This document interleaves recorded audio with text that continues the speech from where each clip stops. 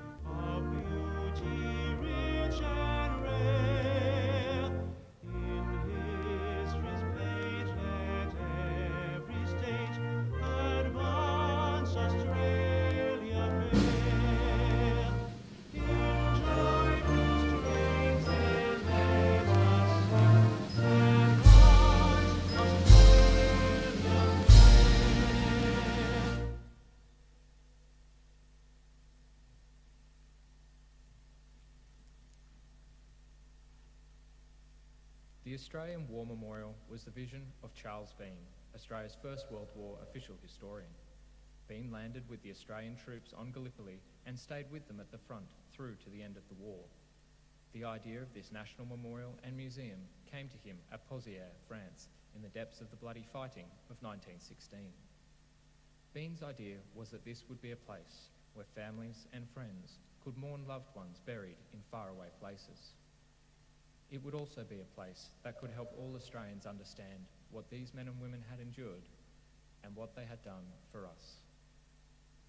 Bean's vision, to which we remain true, is best expressed as inscribed in the entrance to the memorial's galleries. Here is their spirit, in the heart of the land they loved, and here we guard the record which they themselves made. Tonight, we will read the story behind just one of those on the Roll of Honour, which lists the names of more than 102,000 men and women who have given their lives for us in war and on operations over more than a century. But first, we present a lament, Flowers of the Forest. Wreaths of floral tributes will now be laid at the base of the Pool of Reflection.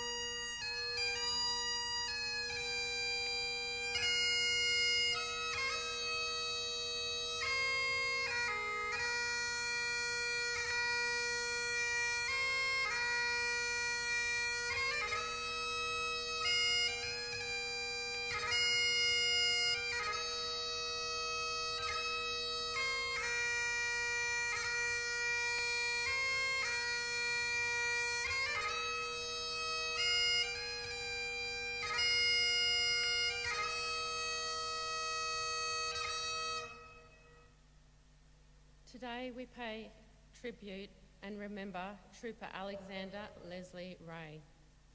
Alexander Ray, who commonly went by the name Leslie, was born in 1891 to Nicholas and Elizabeth Ray of Victoria.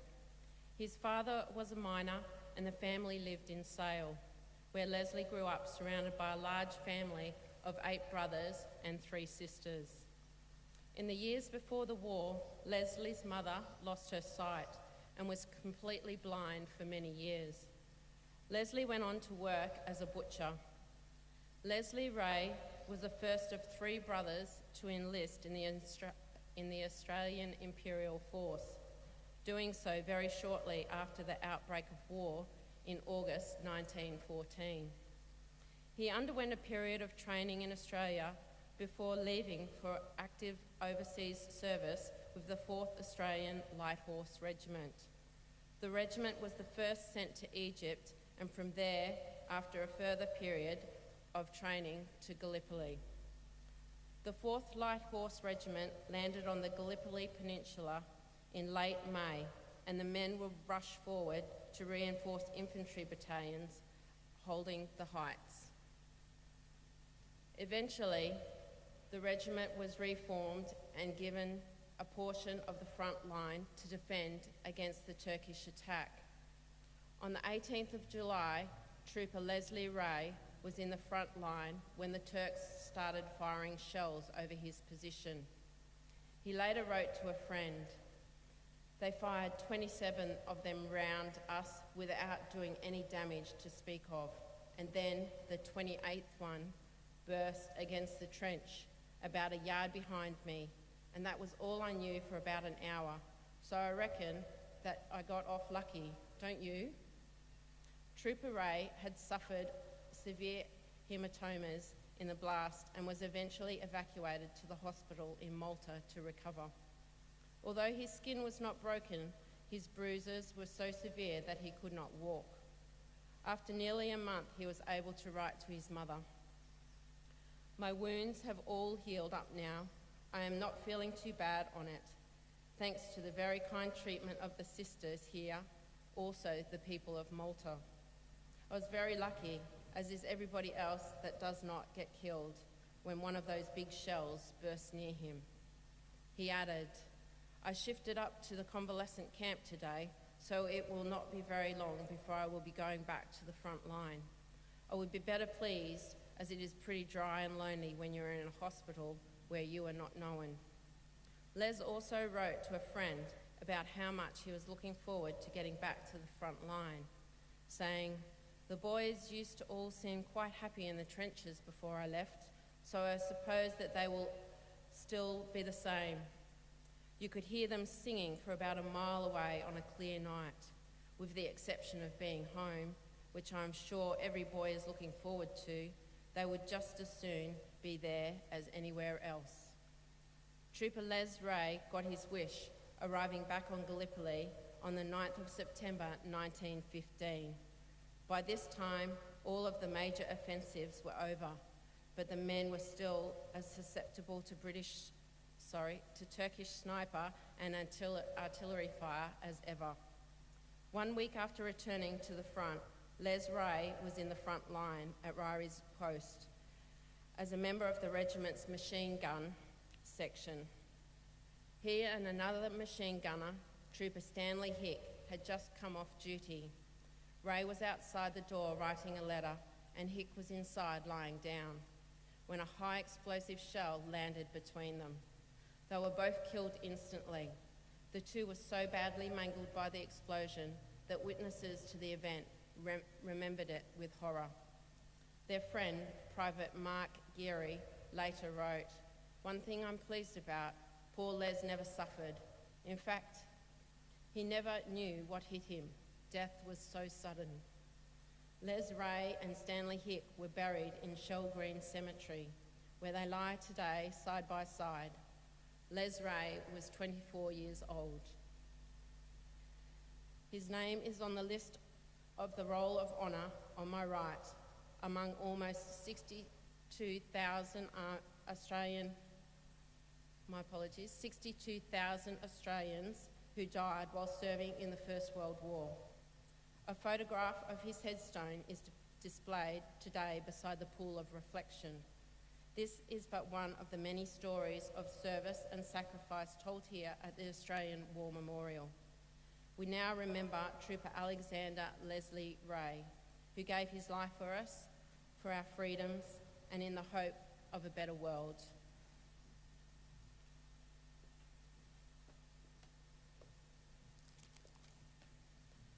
Please stand for the reading of the Ode and the sounding of the last post.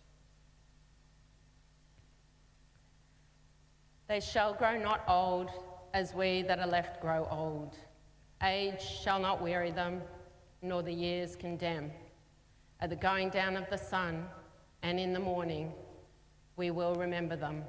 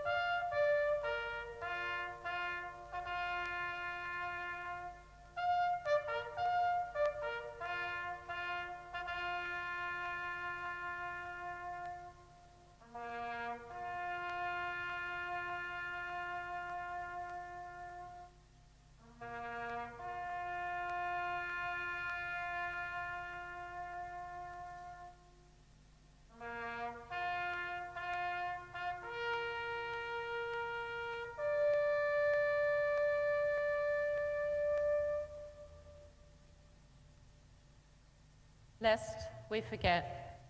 Lest we forget.